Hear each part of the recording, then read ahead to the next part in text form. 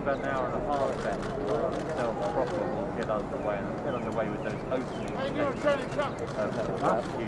The bench. No justice. Take up shortly behind me here, you can see Floyd's family, Floyd's bringing properly now.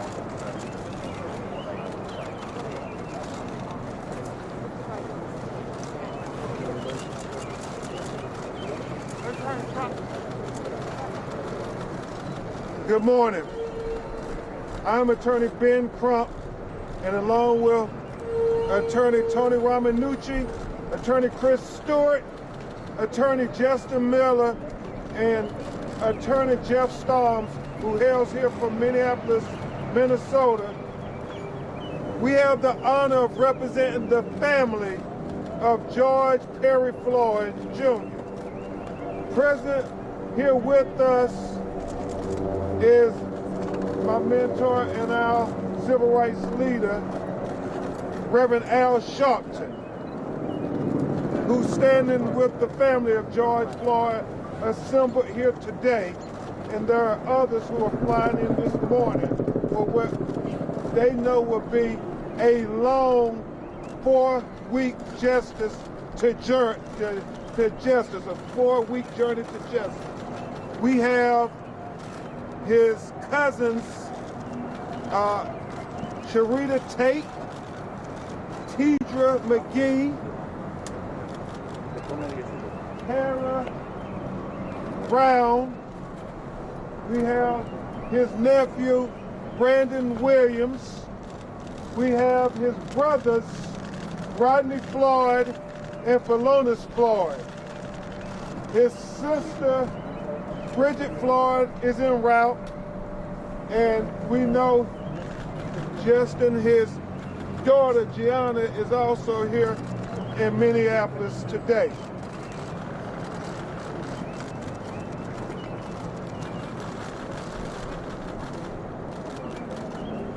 Today starts a landmark trial that will be a referendum on how far America has come in its quest for equality and justice for all. It will be prima facie evidence, this trial of Derek Chauvin regarding the killing of George Floyd on May 25th, 2020, right here in Minneapolis. It will be prima facie evidence whether America is going to live up to the Declaration of Independence. Now, I know everybody can quote the Declaration of Independence, but this trial is going to provide evidence of whether we really believe it when we say we hold these truths to be self-evident, that all men are created equally, that they're endowed by their Creator with certain inalienable rights, that amongst them are life and liberty and the pursuit of happiness.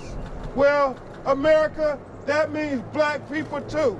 America, that means George Floyd too.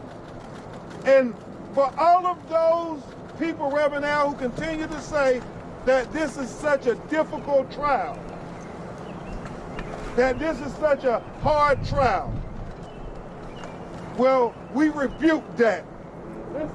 Because we know if George Floyd was a white American citizen, and he suffered this painful, torturous death with a police officer knee on his neck, nobody will be saying this is a hard case. That's right. And when people ask you that, activists, and the family thanks the activists, when people ask you, well, isn't this a tough case? Because they're going to try to say George Floyd had a trace amount of drugs in his system. You let them know that Ben Crump said that George Floyd was living, breathing, walking, and talking just fine. Until the police put him face down and put him in handcuffs and put a knee on his neck for 8 minutes and 46 seconds. So this murder case is not hard when you watch that torture video of George Floyd. Y'all understand? Yeah. This murder case is not hard when you watch that torture video of George Floyd. And we have to call it what it is. It was torture. Even under the Geneva Convention definition, this was torture. And Derek Chauvin should be held criminally liable for the death of George Floyd. You know, we, the civil lawyers, made sure that George Floyd family got their civil justice under the 7th Amendment, Tony, with the historic $27 million settlement that not only included compensation for the family, but also policy reform. And that is important, but that's only part of the justice. George Floyd, just like any other citizen, his family is deserving of whole justice, full justice. That means that the state and the agents of the government should hold individuals who commit crimes accountable under the 10th Amendment. And black people in America should not only have to get partial justice. We have every right to get whole justice. Whole justice. Civil justice and criminal justice. Nobody questioned when the Diamond family got a $20 million settlement. Listen. That white family should not also get criminal justice. So why is it that we will question in 2021 whether black people in America can get whole justice as well under the 7th Amendment and the 10th Amendment? We're not asking for anything extraordinary. We're asking for equal justice under the law. And newsflash, breaking news.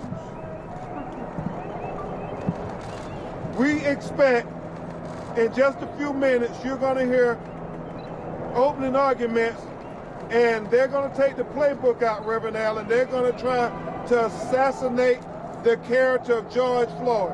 For Lonas, they're going to call your brother everything but a child of God.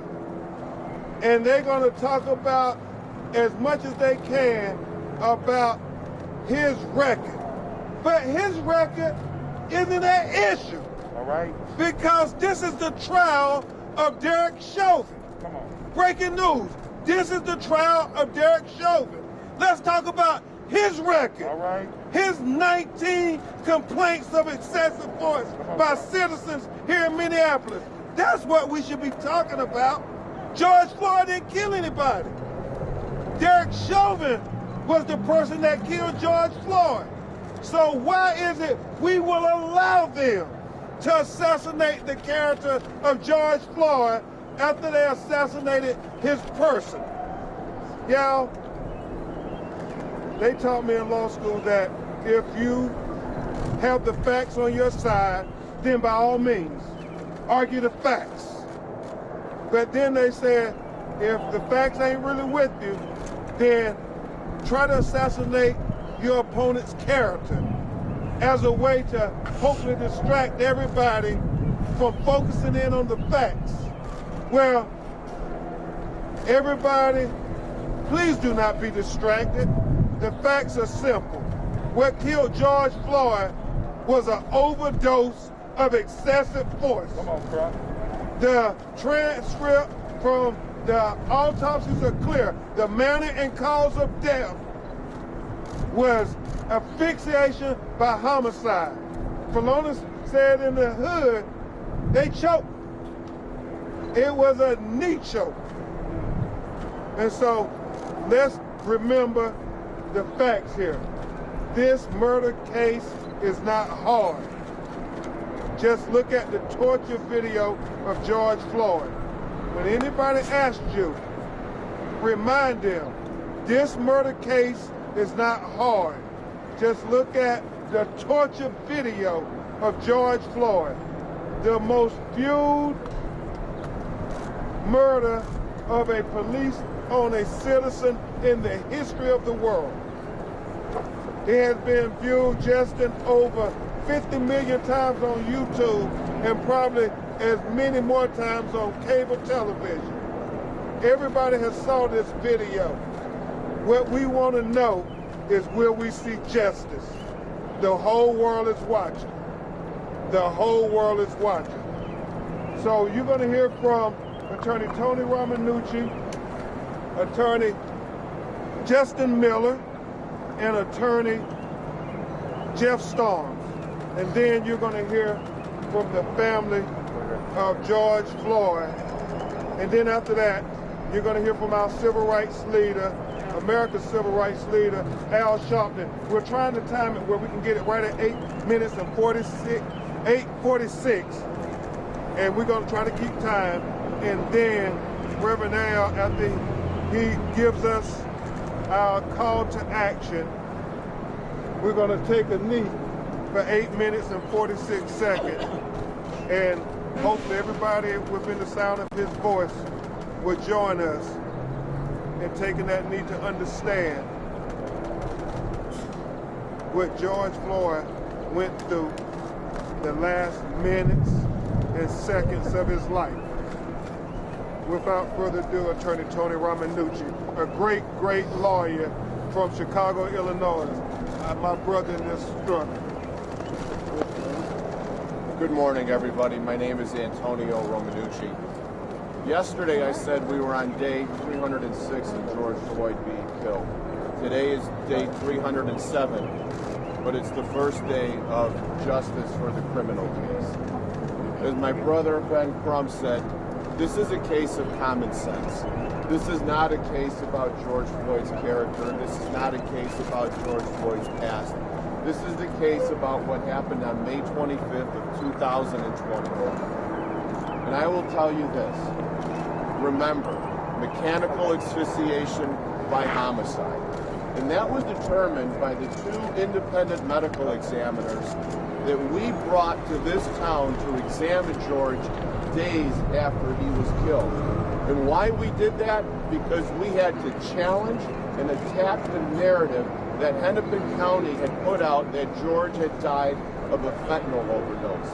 Immediately you could see that their message was for George Floyd when it should have been about Derek Chauvin. And we are here to be the messenger for the goodness of George Floyd and what Derek Chauvin did on George Floyd that day. We're here because civil justice. We're there towards civil justice. Today, criminal justice. But I will tell you that we have to message something even more important. We have to message change of laws.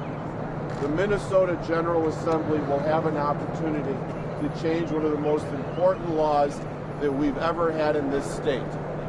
And that's changing the arbitration reform bill. We want it named the George Floyd Reform Arbitration Bill. We want it so that if a chief of police fires a police officer because they lied, because they used unreasonable use of force, because they were egregious conduct. We want that termination by the chief of police to stand. We don't want it overturned by an arbitrator. We want the chief of police, just like Chief Arredondo did in this case. He fired those police officers because they failed to intervene, because they didn't try and save George's life when he said, "I can't breathe," just like we're all doing right now. We're breathing. We don't have to think about it. George was begging to breathe. That is deserving of termination. It's not deserving of an arbitrator to review that termination and overturn it. We're here in George's spirit because every single day since his death, George has sent a message. And he's going to send a message in perpetuity. We're going to make sure that never, ever needless death happens again, where an unrestrained, non-violent man, a black man, killed at the hands of white police officers never happens again. Thank you very much. Thank you, Attorney Romanucci. And hailing from Atlanta, Georgia, a person who has been instrumental in helping us achieve that historic civil justice for the family of George Floyd, especially the child of George Floyd, my brother, Attorney Justin Miller, who is partners with Attorney Chris Stewart. Good morning. My name is Attorney Justin Miller. On behalf of my law partner, Chris Stewart, who couldn't be here with you today, I bring you greetings. This today is not the trial of George Floyd. And I've heard people say that. This is the George Floyd trial. This is the George Floyd trial. George Floyd is not on trial. This is the trial of Derek Chauvin, and it should be printed and spoken about that way every single time we talk about it. This trial is about America being America for all Americans. Not just some of us, all Americans. And it can be that way, and it should be that way. We have to take time now to think about what we want for our children and for our families. This family behind me is suffering, and they've been suffering since the beginning of this thing, and they're gonna suffer long after all of you have gone and all of us are gone. What we wanna do and what this trial can do is to make sure that no other families have to suffer in this manner. George Floyd was murdered. He wasn't killed. He didn't die. Right. He was murdered. Yeah. And when a man is murdered, there should be retribution. There's no real justice, in my opinion, for a person who was murdered. You can never get his life back. His daughter will never get a father back. His brothers and sisters and nieces and nephews will never have that person in their life. But what we can do is make sure that justice is served in the courtroom to Derek Chauvin, the person who for 8 minutes and 46 seconds tortured, murdered, and killed George Floyd in front of the world for everyone to see.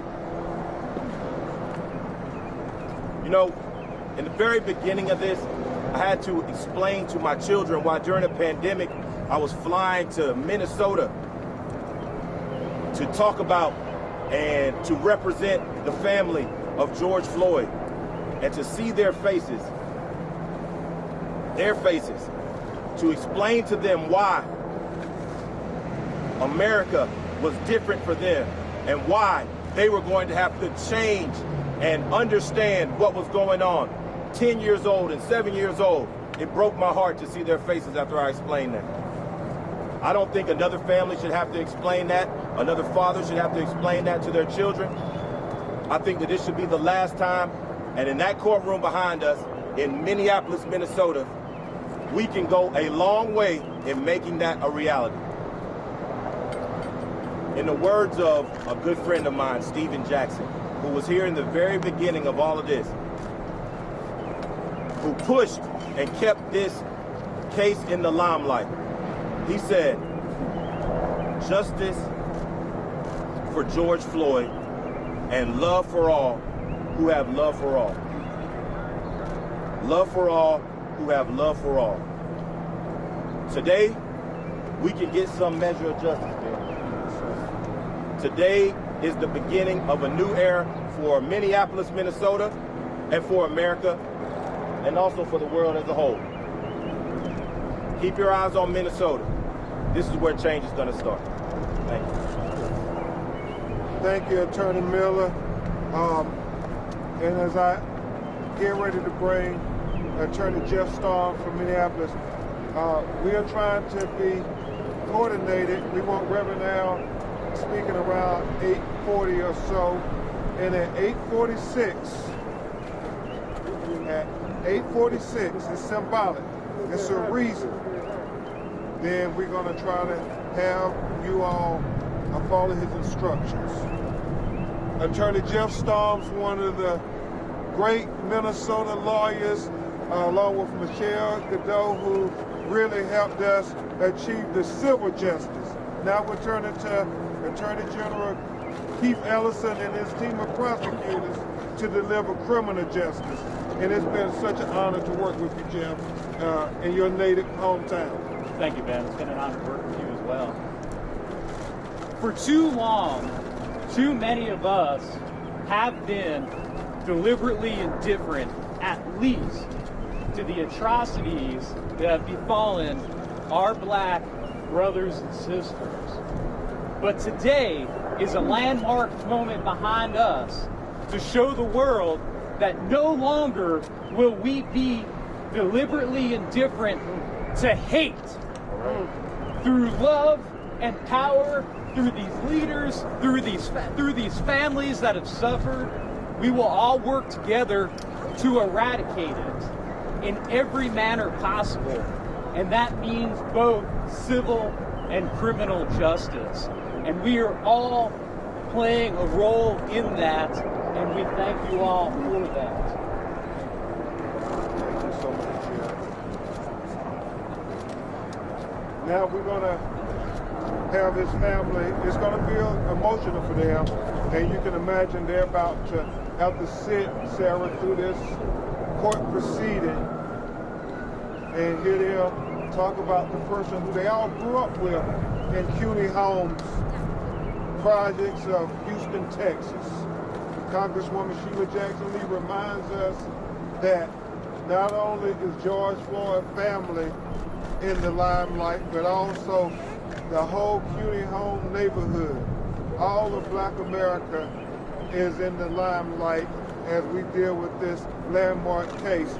And his family, all of them have been so dignified and graceful in the face of this unimaginable, horrific tragedy.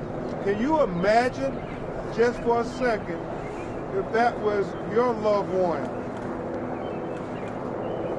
who was down on that ground begging? I don't think many people can imagine that, especially our white brothers and sisters. They can't fathom that.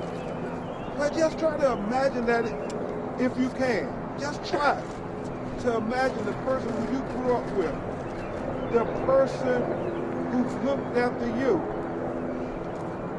on that ground begging for a breath. And that's the last moments of his life on this earth. That's what they're dealing with. So we're going to call his brothers to come before you. Philonise Floyd, Terrence Floyd, Rodney Floyd, and Brandon Williams. And also his cousins are here, Tara Brown and Sharita Tate and Latidra McGee. So if the brothers, if you all will come forward, you all represent the legacy of your brother.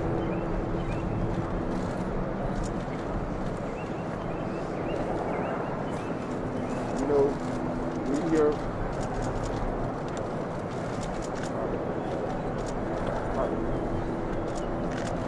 We here from Houston, Texas, CUNY Homes. Our brother George Floyd represents embodies prayer for Houston and any ghetto around America. You know, we represent all of that. We are one. And he came to Minnesota to better himself, and he had a lot of great things going on. He fell in love with the city. He fell in love with the people. And he was a trucking school. And, you know, Minnesota offered so much to him. And so,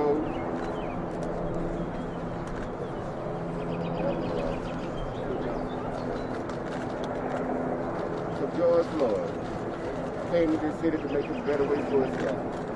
And unfortunately, Mr. Sharpton, y'all seen the video, 8 minutes and 46 seconds, we on our brother's neck. Y'all, please, do not be entertained by the lie that they're going to throw out on him. Do not be entertained by the lie. The truth is, he was killed in the streets.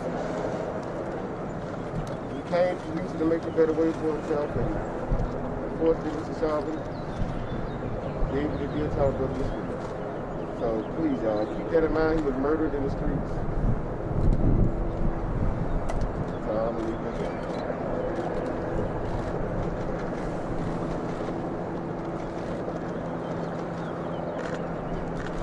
It's cold out here, but the heat is on. It's for the state of Minneapolis, Minnesota. They will have to make the right decision. They can't sweep this under the rug. Come on, PJ. George Floyd, Philando Castile, they were all killed by officers that were sworn to protect us. Many others who I can't name, is so many, throughout America. But one thing I can tell you, we will get justice. We will not allow Derek Chauvin, Tall, and his crew to be the judge, the prosecutor, and the executioner. All right? If we can't get justice for a black man here in America, we will get justice everywhere else in America. This is a starting point. This is not a finishing point. We will be around the world to get justice for all others, meaning in Brazil, London, Ghana, anywhere we have to go to, because the shade of your skin shouldn't be a death sentence. America is watching.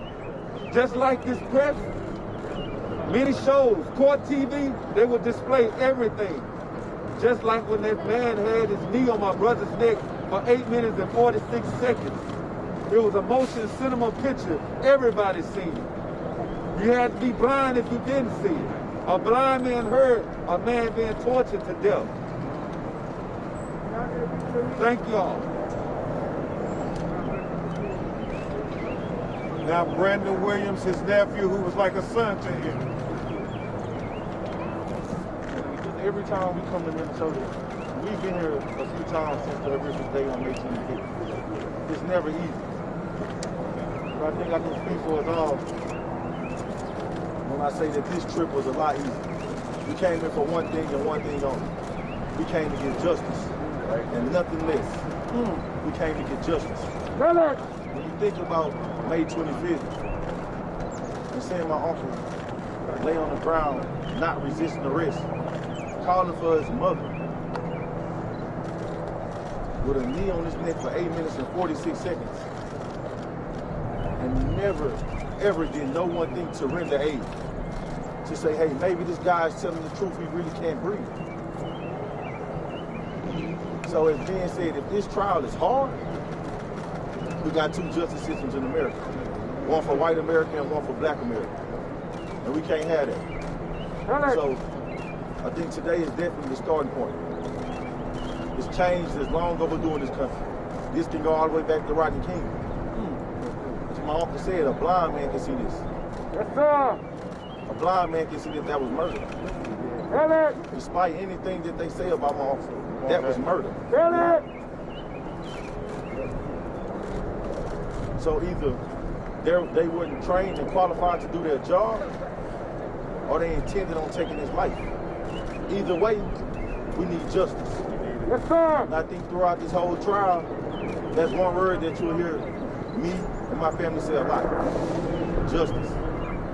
Somebody needs to be held accountable. Yes, sir. You mean to tell me if he didn't encounter Derek Chauvin that day, that he would have still died. No. Anybody out here standing here today believe that it's still a problem in America? Yes, sir. A problem that needs to be addressed and addressed today. You know, we can't get George Floyd back. But what we can do is make sure that no family feels this pain and suffering that we feel. His daughter won't have a father in her life. His brothers won't have a big brother to love and protect in the way that he did. Somebody needs to be held accountable. Yes, sir. And we're going to demand that. Thank y'all. And the last brother you will hear from hails from New York. That's Terrence Floyd.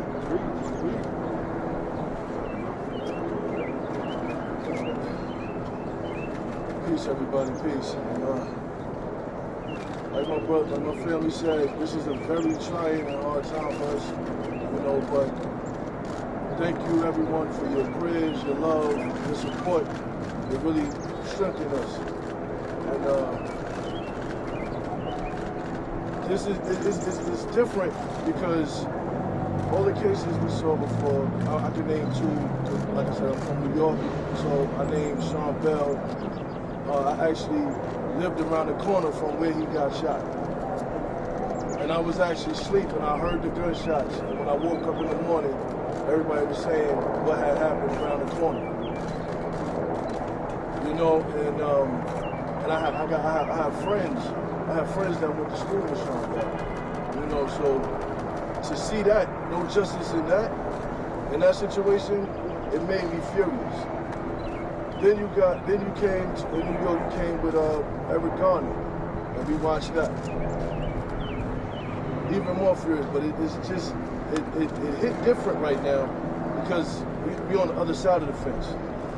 You know, that was my brother, and it just feels very different to just sit there and watch the video. And I've watched it numerous times, and some people say, why are you doing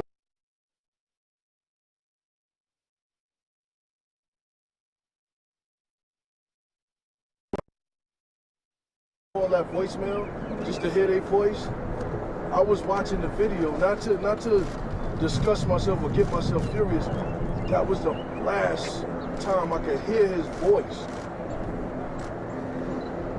You know, so I watched it.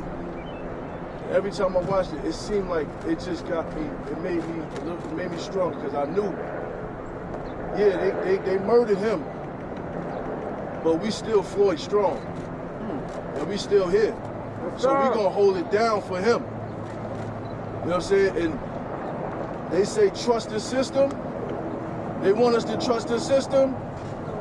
Well, this is your chance to show us that we can trust you. Thank you. Absolutely. Thank you, Terrence. And to all his family, his sister Bridget, and his daughter Gianna, and everybody, his sister Latanya, his sister Jaja, and the whole Floyd family.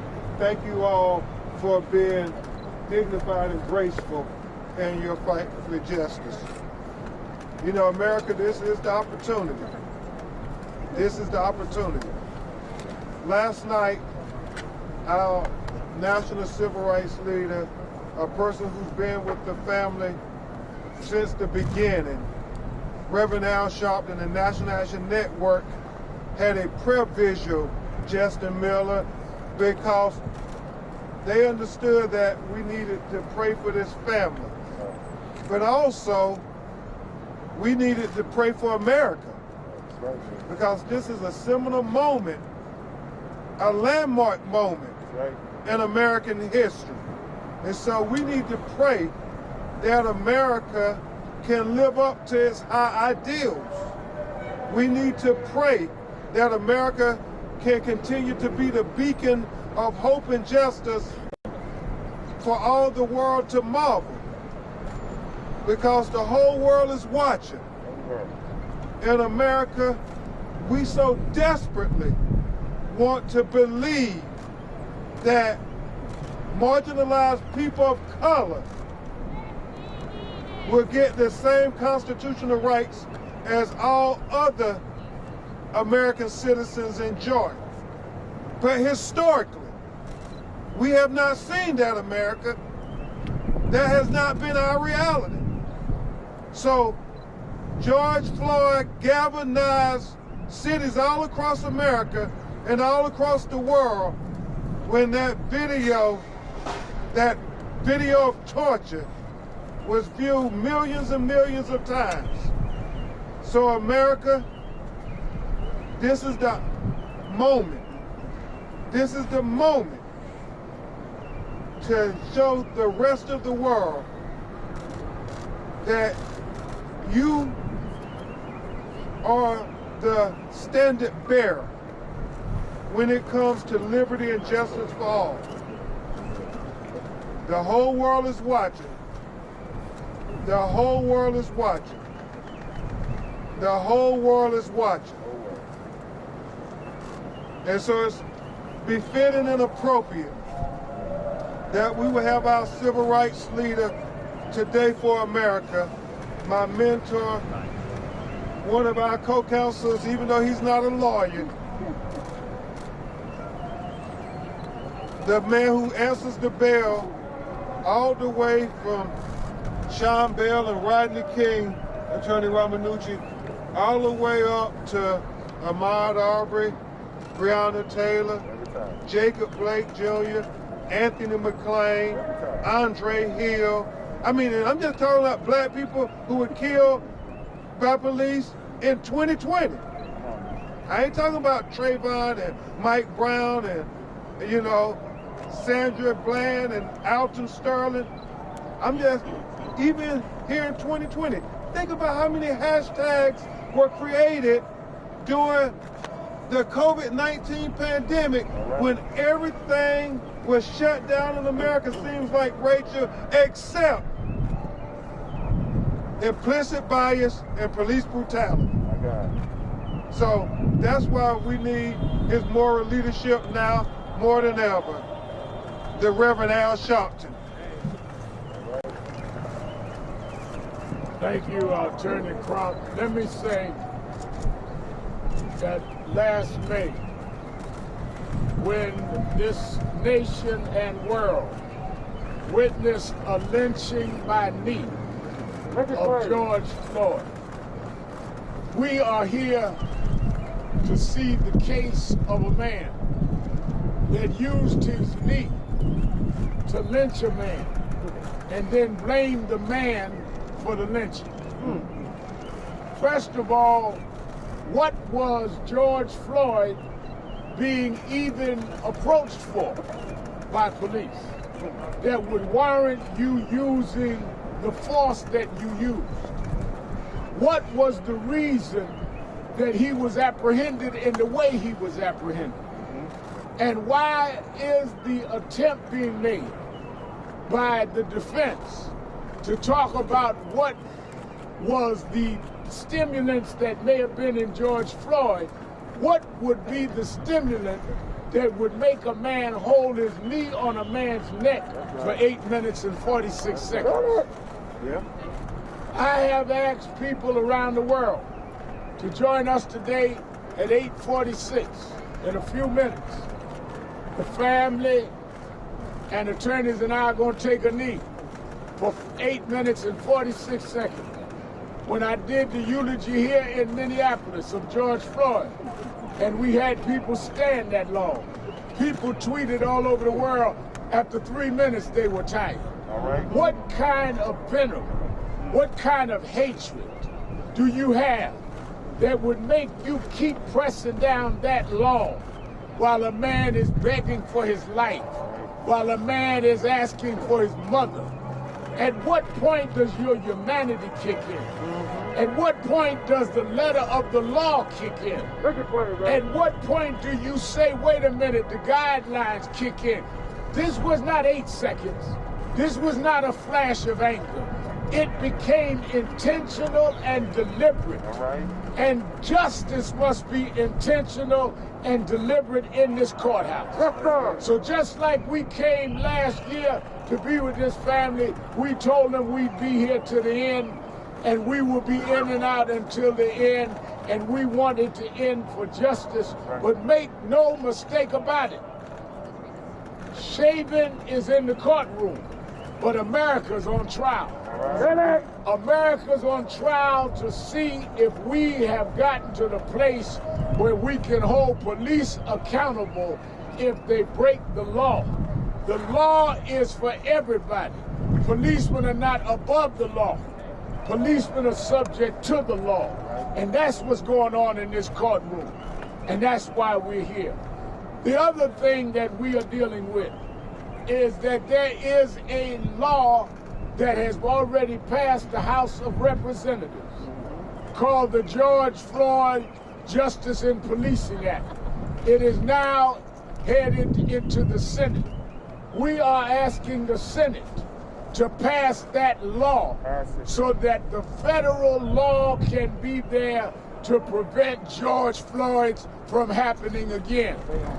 We stand with this family in the shadows of this courthouse to say there's a jury in here and there's a jury in the U.S. Senate. And the U.S. Senate need to make federal law in the name of George Floyd that would deal with all of this, that would supersede these state laws that give escape routes to policemen. I was in the room in Houston, Texas, where then candidate Joe Biden met with this family and promised that if he became president, he would fight for justice. He has supported this bill. Mr. President, Madam Vice President, Majority Leader Schumer, they're going in this courtroom having faith in a system that has been broken for Eric Garner, whose mother's here. That's been broken for Purdue, whose family's here. That's been broken for others. We will stand up with dignity with this family. We need the Senate to stand up for dignity with the people in this country. Make no mistake about it. There were videos before. All right. Yes, sir. And you didn't give us justice. Tell it, brother. There was a video with Rodney King. Yeah, it was. And they went to straight court and let those police become acquitted. There's a video with Eric Garner. Never got to court. You have the opportunity to make it right this time and make it right for the country. You will never be able to bring this family's brother back. You will never fill that hole.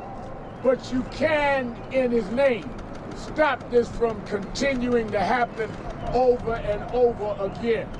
And let me say to all of those that have marched down through the last several months, many with us, many on their own, white, black, old, young, doesn't matter. The intergenerational, interracial communities that have marched is the reason we're in this courtroom. It was the reason that there is even a shot at justice. And we thank them for marching. Are we at 8:46? 36. So we've got 30 seconds. Let us prepare to take a knee. And we're taking a knee for 8 minutes and 46 seconds. And we want you to think of during that time why Chauvin didn't in that time get his knee up.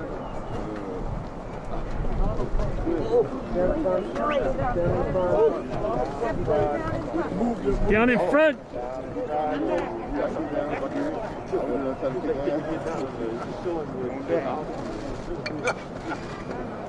Down in front, photo.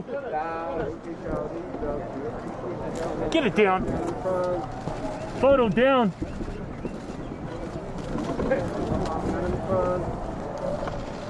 Hey, down! Hey, get down. Relax, man. Damn right, shut up.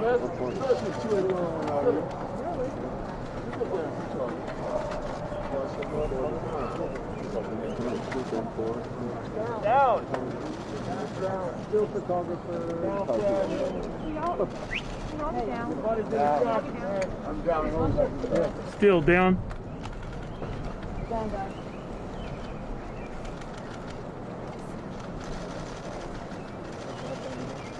One, two shots and move out. Come on.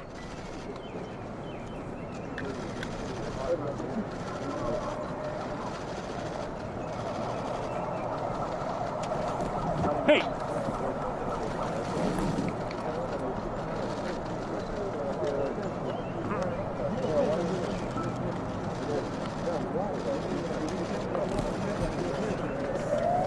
Still photographer standing up. Can you get out of shot?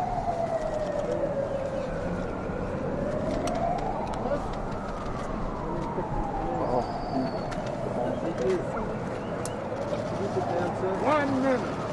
Thank you. I know you're listening.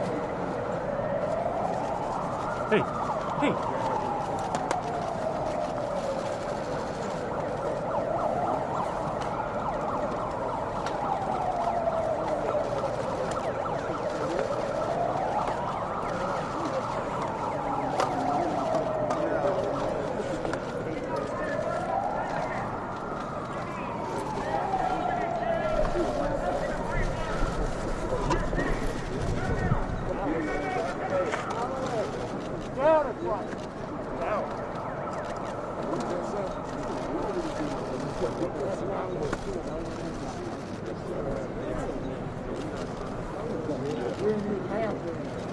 Hey, come on, man. Oh, come on, photo.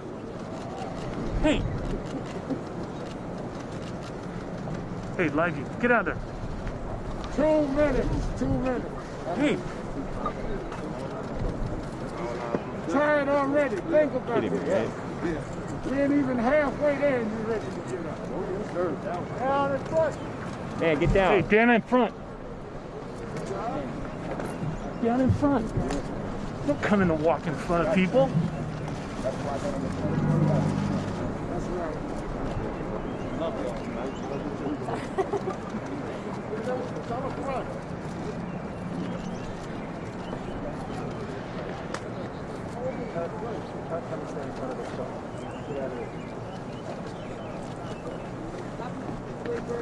Get out of here.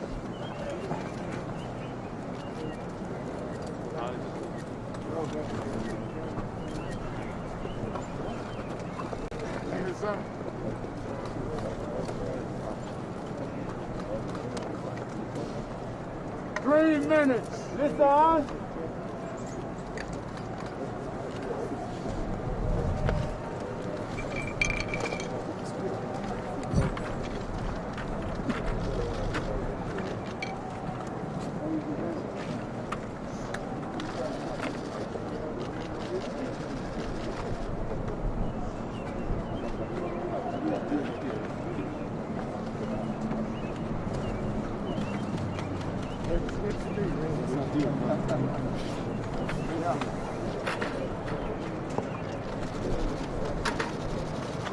David been switching.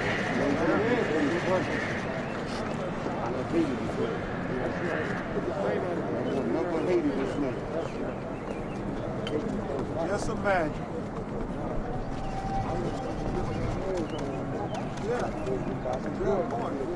Go down, please. Photo down. 4 minutes. 4 minutes.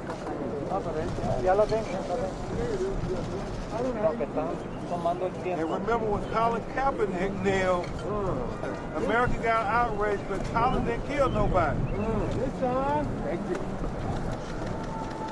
That's right.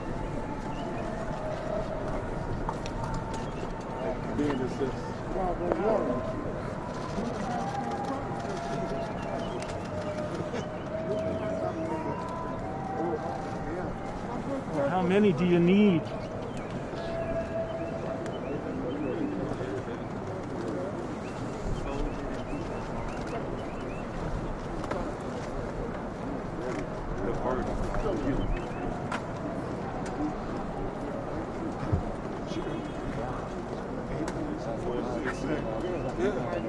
Yeah.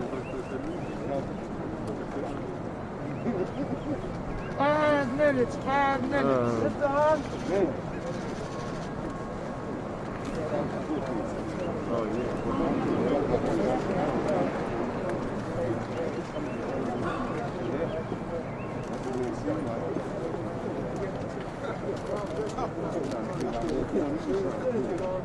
man.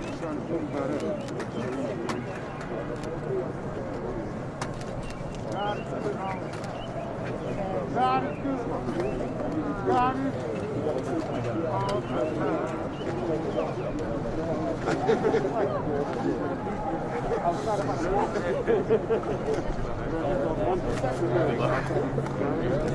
You're trying to get out there. I'm trying. I'm getting out of the way. Just stand there. Just stand there.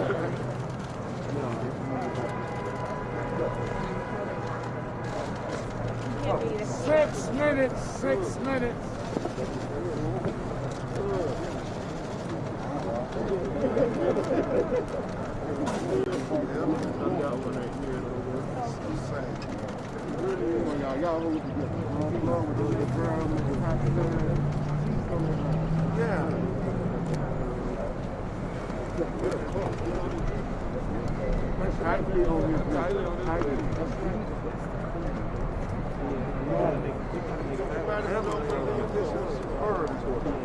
Get down here for 18 to 46 seconds. It's like you said, it's not being Had to be. You had to make up your mind. You were going to stay there until it was over.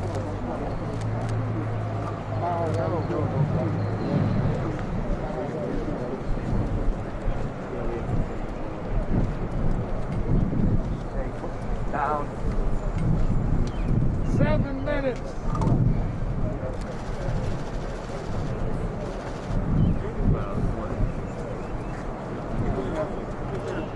Exactly. Gotta hit big.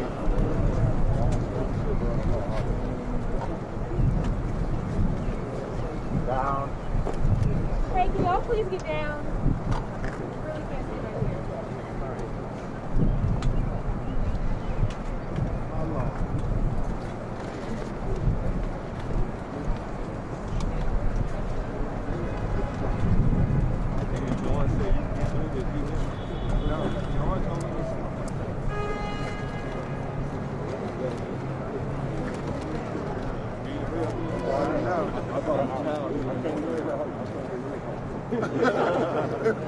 Hey, get down.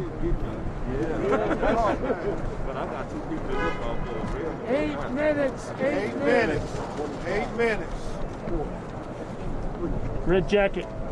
Red jacket down. Black jacket down.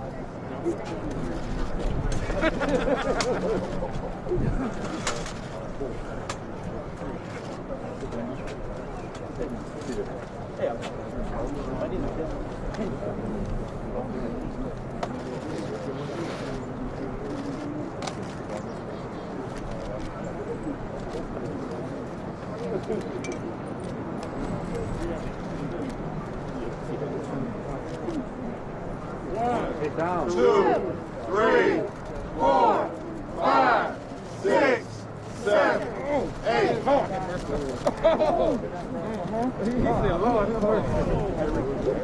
No justice. No peace. No justice. No peace. No justice. No peace. No justice. No peace. No justice. Get down. No peace. No justice. Get down. No peace. Get down. No peace. No justice. No peace. That gave you an idea of how long Chauvin had George Floyd down. Down. It had to be intentional. That's the case we make. With that taking of the knee, the family goes in this court seeking justice for all of us in America. Let us pause in a minute of prayer as we prepare to lead the family inside for these deliberations.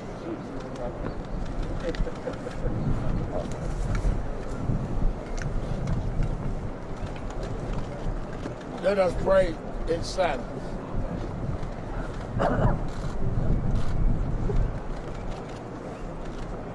Amen. And Reverend Al, it is appropriate to acknowledge that this was intentional. I mean, just think about how intentional we had to be to stay down there for 8 minutes and 46 seconds. And just how it is intentional for people to do evil, it is intentional for people to do good. And so we want to thank the activists, the leaders, and the city leadership, Mayor Fry, Council President Bender, Vice President Jenkins, Councilman Ellison, and others who were intentional in trying to right this wrong. Because George Floyd life matters, Black Lives Matter, and justice matters. So let's be intentional in achieving justice today. You trust the system, sir? I'm sorry? You trust the justice system? Well, right now, this is a referendum if we're going to continue to have two justice systems in America, one for white America and one for Black America. Their goal today is equal justice for the United States of America. Mr. Crump, how confident are you you're going to get the justice you desire today? Well, I think, as his brother Philonis said, he is optimistic that we will get justice, full justice. We've gotten civil justice under the 7th Amendment. Now we're looking to the 10th Amendment, state powers. The state of Minnesota has the authority to hold criminals accountable for committing criminal acts. You can't look at that video and say that wasn't a criminal act that killed George Floyd. And so the only question that remains, can Black people in America get full justice and not just partial justice? What happens if justice isn't done? Yes, sir. How about